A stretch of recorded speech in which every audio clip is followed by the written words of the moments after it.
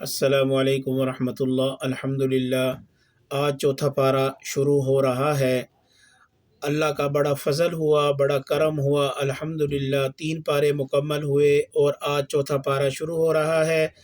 और आप हज़रात के ताउन का बहुत बहुत शुक्रिया। आप मेरी वीडियोस को देखते हैं, सुनते हैं, तिलावत को सुनते हैं।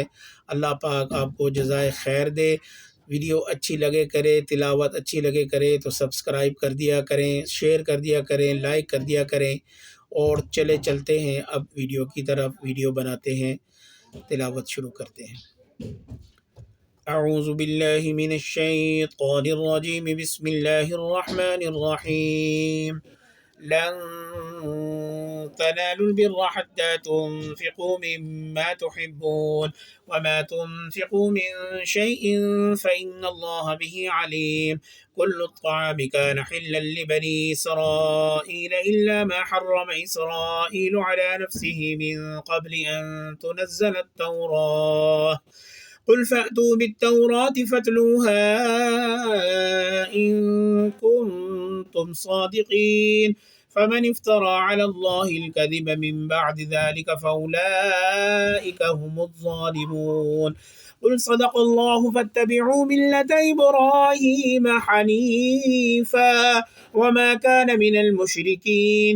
इन्न अव्वल बैतिन वुज़िअ लिन्नासि लल्लज़ी बिबक्कत मुबारकन वहुदन लिलआलमीन। फ़ीहि आयातुम बय्यिनातुम मक़ामु इब्राहीम वमन दख़लहु कान आमिना। वलिल्लाहि अलन्नासि हिज्जुल बैति मन इस्तताअ इलैहि सबीला वमन कफ़र फ़इन्नल्लाह गनिय्युन अनिल आलमीन। कुल या अहलल किताबि लिम तकफ़ुरून बिआयातिल्लाहि वल्लाहु शहीदुन अला मा तअमलून।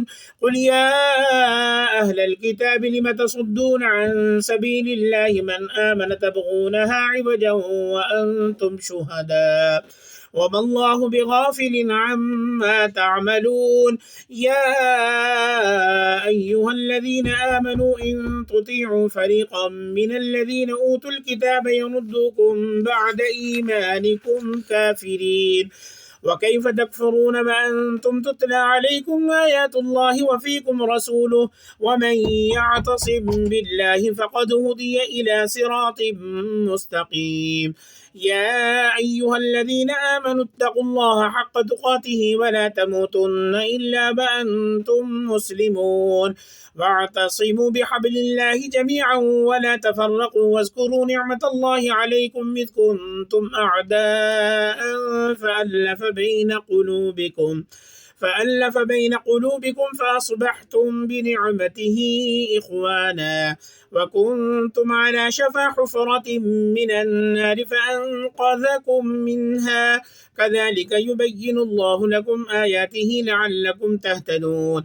ولتكن منكم أمة يدعون إلى الخير ويأمرون بالمعروف وينهون عن المنكر وأولئك هم المفلحون. ولا تكونوا كالذين تفرقوا واختلفوا من بعد ما جاءهم البينات وأولئك لهم عذاب عظيم. يوم تبيض وجوه وتسود وجوه فأما الذين اسودت وجوههم كفرتم بعد إيمانكم فذوقوا العذاب بما كنتم تكفرون. وأما الذين ابيضت وجوههم ففي رحمة الله هم فيها خالدون. تلك آيات الله نتلوها عليك بالحق وما الله يريد ظلما للعالمين. ولله ما في السماوات وما في الأرض وإلى الله ترجع الأمور. صدق الله العظيم.